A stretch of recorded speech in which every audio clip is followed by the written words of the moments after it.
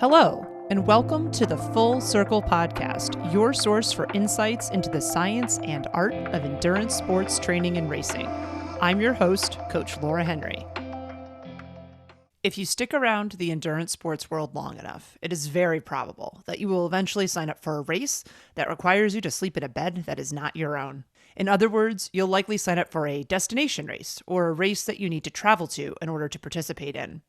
Even if you don't sign up for a destination race, you will likely be traveling at some point, and it's entirely possible, if not probable, that you'll want to do at least some workouts when you are traveling. I've participated in more than 100 races over my years as an endurance athlete. While several of those races were local to me, many were not. I've raced on multiple continents and, as of the time of my recording this podcast episode, in 29 states in the United States. I've also traveled extensively outside of my travel that was for races. I'm really fortunate that my job affords me a lot of opportunities to work in different locations, and my entire family lives in different states than me. While I'm traveling, I'm generally always seeking to get workouts in. So, after all these years, I've learned some important things about training and racing while traveling, and it's these lessons that I'm going to be sharing today. When it comes to traveling for races specifically, I often see athletes timing their travel so that they are in town for the race for the least amount of time possible. I do understand the reasons for planning this way and for this way of thinking. There's budget and cost considerations, time away from work to be thinking about, etc. But that being said, it's important to be realistic and honest about what certain travel timeframes mean for racing and race performance.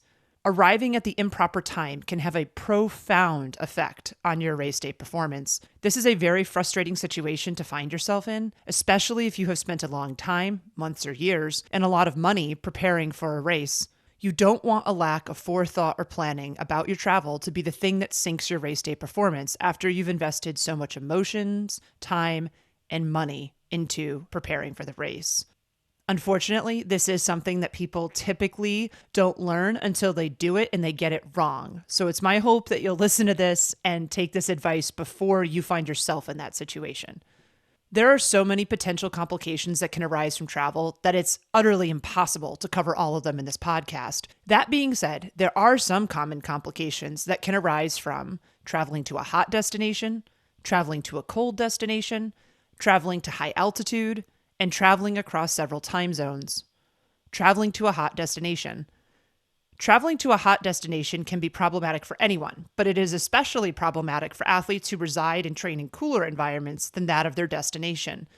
There are several strategies to help you feel and perform the best you can in a hot environment, and most of them start during your training before you actually travel.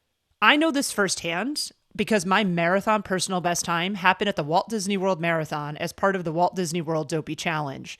I live near Syracuse, New York, in upstate New York, and this race takes place in Orlando, Florida in January. The year that I ran the Walt Disney World Marathon, it was 8 degrees when I left Syracuse. Race day at the Walt Disney World Marathon that year was 70 degrees Fahrenheit and 100% humidity. So for those keeping track, that was a 62-degree temperature change and a substantial humidity change. My preparation before I got to Florida is what gave me the opportunity to have such a good performance and to set that personal best time. One of the best things that you can do to help yourself perform well in hot conditions is to develop a solid hydration and fueling plan. You need to do this before you get to the hot place, and you need to do it often because you need to know what works for you in normal, quote unquote, conditions, aka temperate conditions or more mild conditions, before you can ever hope to make modifications for conditions that are not normal for you. Having this baseline to start from gives you at least a shot at being properly fueled and properly hydrated when you are in a hot destination. You cannot, and I mean cannot, wing hydration and nutrition. This is not something that is just going to fall into place for you. You need to develop a plan, and you need to practice it until it becomes automatic and second nature for you. Once you know what works for you, you can then adjust your plan when you get to your destination and you see what the conditions actually are. The next thing that you can do to help yourself when you get to a hot environment is to acclimatize to the heat. The more extreme the transition between your home and training environment and the environment in which you will be traveling to or racing in, the more essential acclimating to the heat is. Heat acclimation enables your body to tolerate physical activity and exertion in high temperatures. When you acclimate to the heat, the following changes happen. Your total blood volume increases. This happens via increases in your blood plasma volume, and blood plasma is the liquid part of your blood. Then blood flow to the skin and your muscles is therefore improved, and your heart rate and your skin and body temperatures are lower at any given exertion level. You then start sweating earlier and you start sweating more. This allows you to better cool yourself. The composition of your sweat also changes. You lose fewer electrolytes, up to 50% fewer if you can believe that, once your composition of your sweat changes as a result of acclimating to the heat. If possible, if you will be racing in a hot environment, you want to arrive at your destination 14 to 21 days ahead of time. I know. It is completely impractical for most people, but I share this because if it is possible for you, say you have family there or you can work remotely, it is the best strategy because this time frame is when the majority of heat acclimation occurs. The more practical option for most people, and especially age group athletes, is going to be to mimic race day conditions at home or in your normal training environments. One way to do this is to wear more layers. Trapping heat near your body is useful, but don't go overboard and give yourself heat illness. Another way to do this is to train indoors. Training indoors does compromise some specificity in terms of terrain and real-world scenarios such as equipment storage, weather conditions, wind, etc. So don't use this as a bless-off on training indoors all the time, and don't think that it validates your choice to train inside all the time. I'm not saying that training indoors all the time is what's best. What I am saying is that one advantage of indoor training is that it can be useful in terms of heat acclimation. Another thing you can do is to go into a hot sauna. This advice has been handed out a lot in recent years, and a lot of people have misinterpreted it. So it's really important to follow the proper protocols when we're talking about saunas. We want to go into a hot sauna after a workout. We are already somewhat dehydrated. And then we don't want to rehydrate once we get out of the sauna. This can cause adaptations in our body that are useful for being in hot environments. Going into a sauna post-workout needs to be done daily for at least 5 days in a row to be effective. Doing this once a week is not going to do anything. It's not going to be sufficient. It's not going to help you. It's not going to make the physiological adaptations that you need in your body. Rehydration after you get out of the sauna needs to occur slowly over the course of 3 to 4 hours. Rehydrating too quickly will negate the adaptations that the body is trying to facilitate as a result of being in the sauna. So this means that once you get out, you can't just start chugging water. You need to remain in a pretty dehydrated state for 3 to 4 hours after your workout and after you get out of the sauna. And again, we need to do this for at least 5 days in a row. Finally, we can impose permissive or planned dehydration in order to acclimate to a hot environment. Drinking to thirst is one of the most effective ways of creating permissive dehydration or planned dehydration. Thirst is not an accurate indication of hydration because it lags behind our actual hydration status. This means that we don't actually feel thirsty until our body is already dehydrated. So to leverage permissive or planned dehydration, we want to create this. We want to impose dehydration for 5 days or so, about 7 to 10 days before you want to be reaping the benefits. The benefits from this permissive or planned dehydration window disappear after about 2 weeks. So getting the timing right is key on this. And I know this sounds crazy because I'm constantly preaching that you should be properly hydrated, but when planned, leveraged, and tracked effectively, and used at a very specific time, this can be a way that you can help your body acclimate to the heat. Traveling to a cold destination. Traveling to a cold destination for training or a race doesn't present quite as many issues as traveling to a hot destination does for people, but there are still several important things for athletes to consider about racing or training in cold environments. The risk of hypothermia is real. Athletes from warmer environments will not tolerate the cold as well as athletes from cold environments will. They're just not as used to it. So we want to wear moisture wicking gear because staying dry is critical when it's cold. If you get wet, you will feel the cold more acutely. So wearing tech fabrics or non-cotton fabrics is going to bring your sweat and your moisture away from your body, and it's going to help keep you drier. You also want to protect your head, your hands, and your feet. There's a myth out there that you lose 50% of your heat through your head. That's not true. You do lose heat through any space or any surface area on your body that isn't covered. So if everything else on you is covered and your head is the only thing that's not, you are going to be losing more heat through your head than through other parts of your body, but you're not losing 50%. You want to make sure you protect your extremities, such as your hands and your feet, because they are thinner. And while they're very vascular, because they're thinner, they're not going to be able to stay as warm. So we really want to make sure that we're protecting those.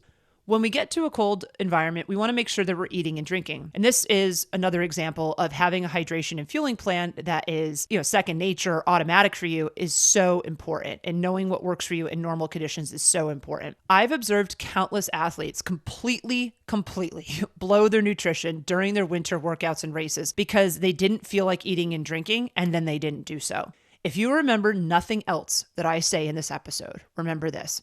Thirst is not an effective way to gauge hydration status.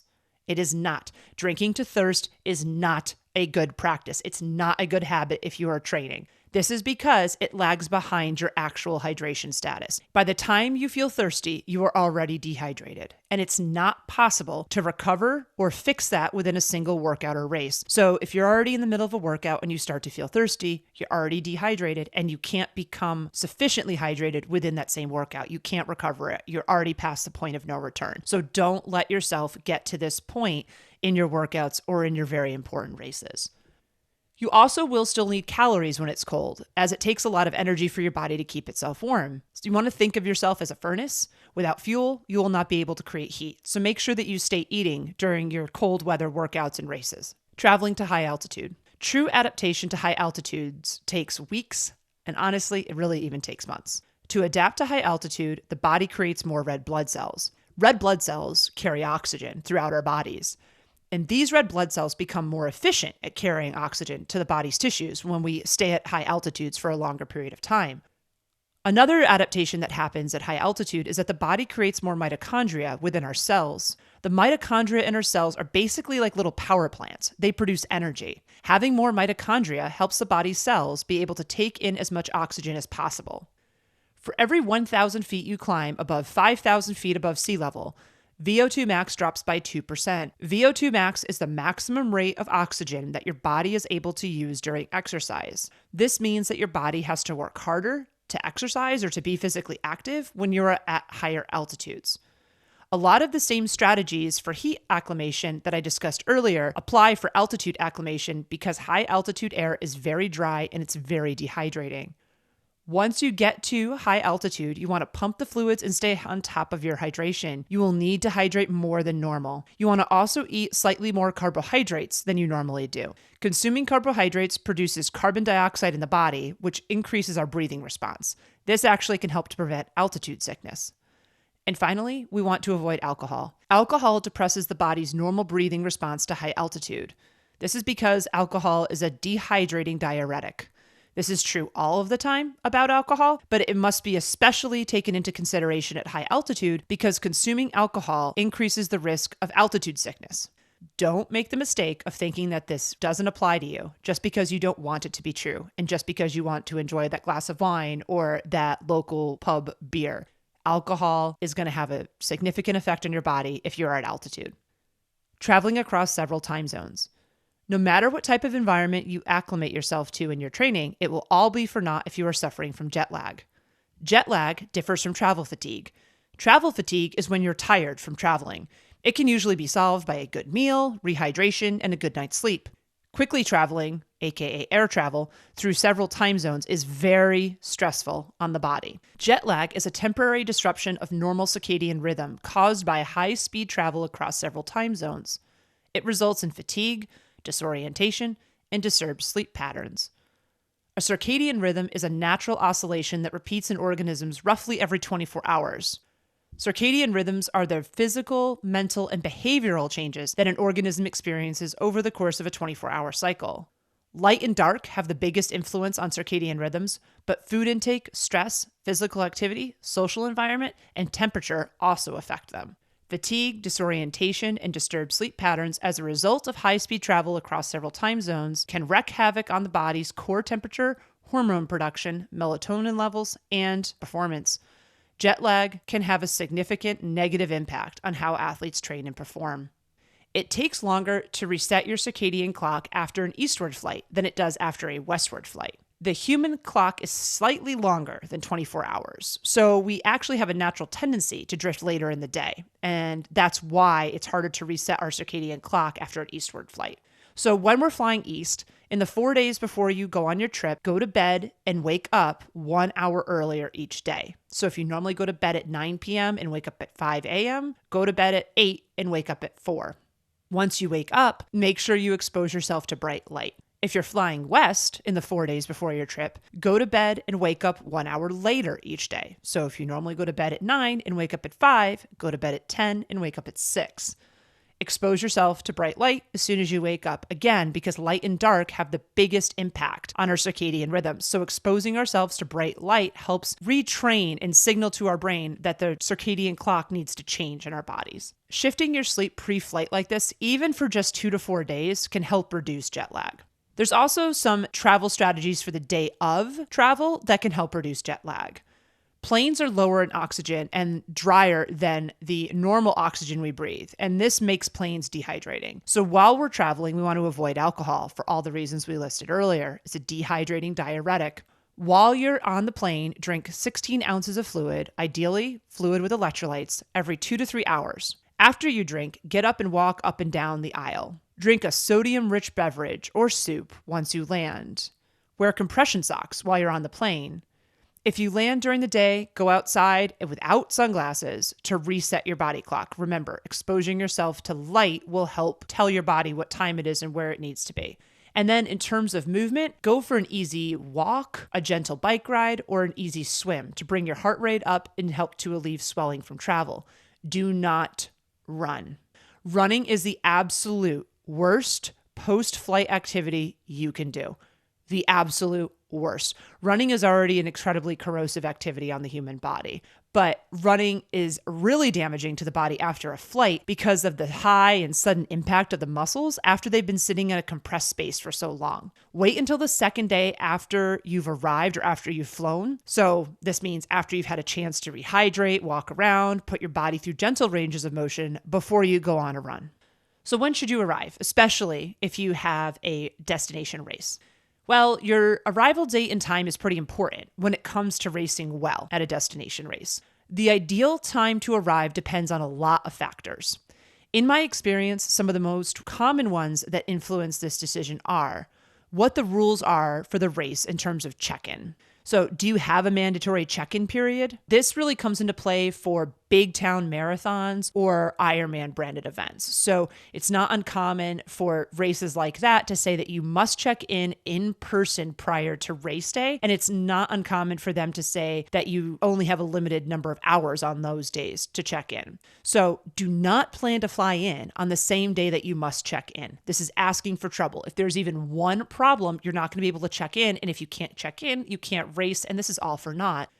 What mode of travel you're taking really influences when you should be arriving. So are you driving? Are you flying? Are you taking a ferry? Are you taking a train? How long is it going to take you to travel? That's a big factor as well. And a lot of this boils down to how much of your travel is under your control. And while I would make the argument that nothing is ever in our control, there's always unexpected things that can happen. We're certainly a little bit more in control when we're driving than versus when we're flying, and we're subject to the time schedules that are set by the airlines, for instance.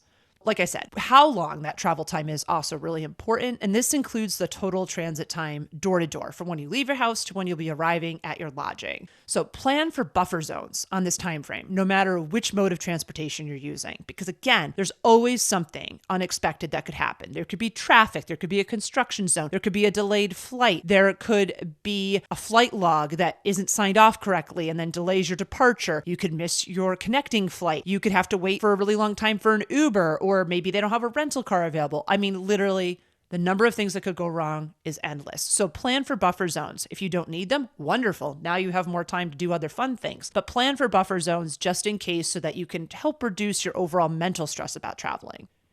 How many time zones you're jumping and what direction you're traveling, east or west, forward or backward in time, really also will impact when is best to arrive at a race. How many things do you need to be traveling with? If you're a triathlete, you have to bring a lot more stuff than if you're a runner or if you're a swimmer or if you're just a cyclist.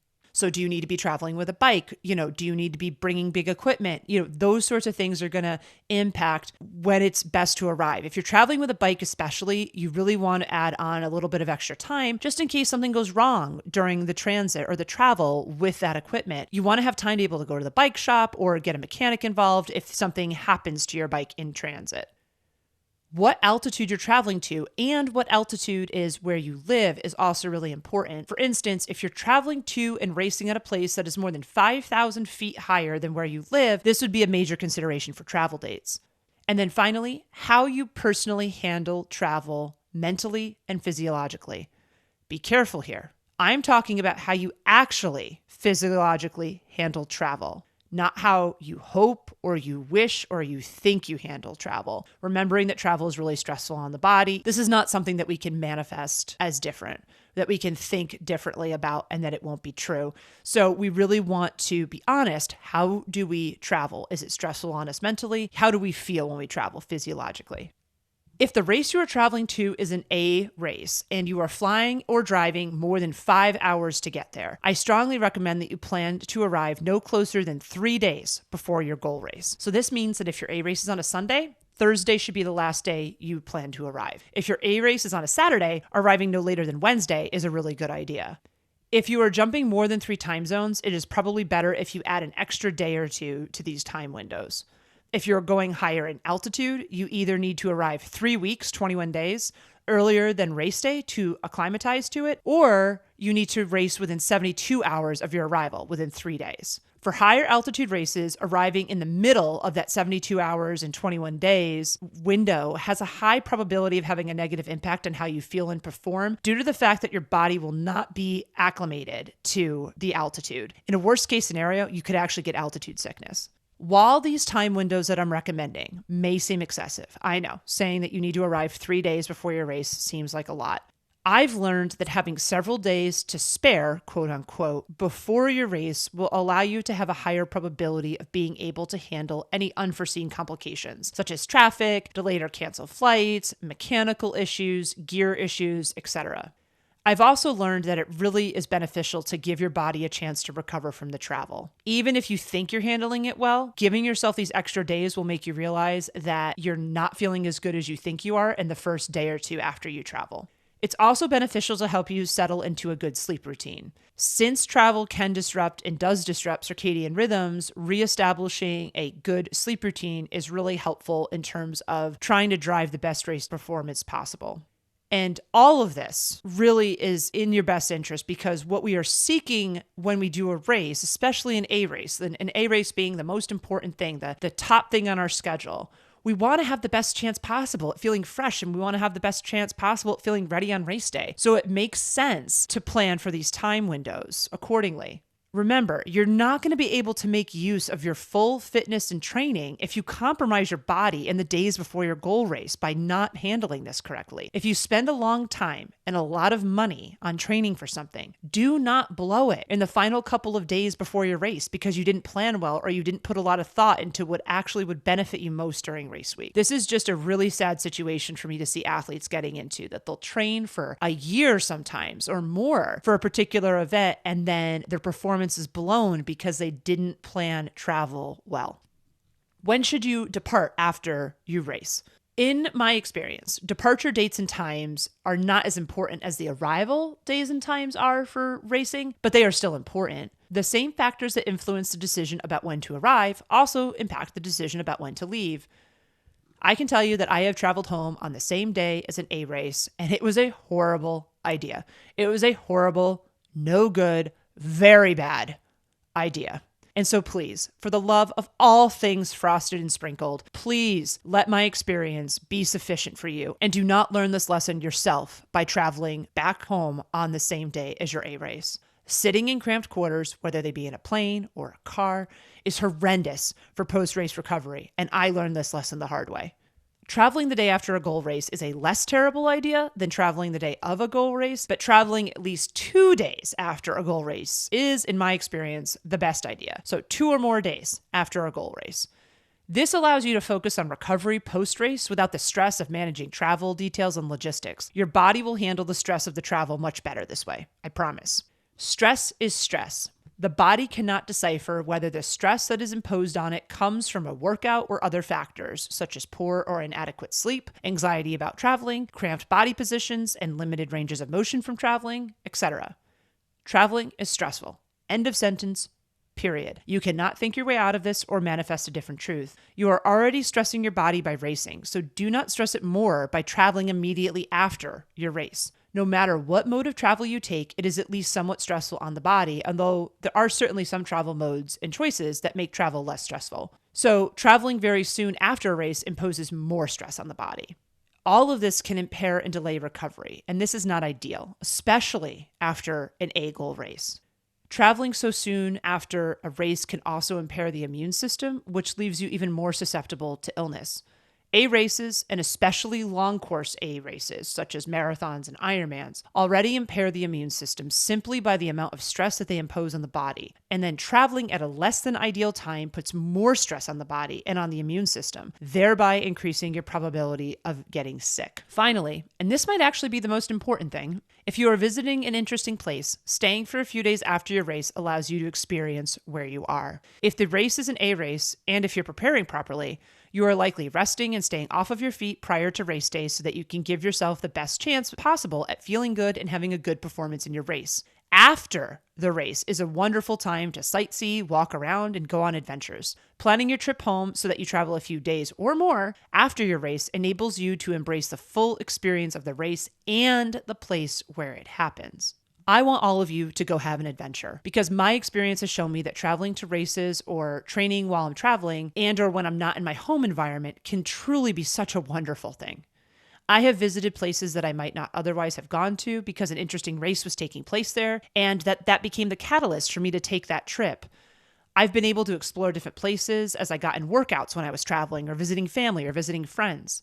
So I truly hope that you get to experience the joy of training and racing in a fun destination so that you can experience more slices of this wonderful world. When you do get to have this experience of being able to race or train somewhere fun, be sure to thoughtfully consider your travel plans and your timelines to give yourself the best chance at having both a positive race and a fun trip.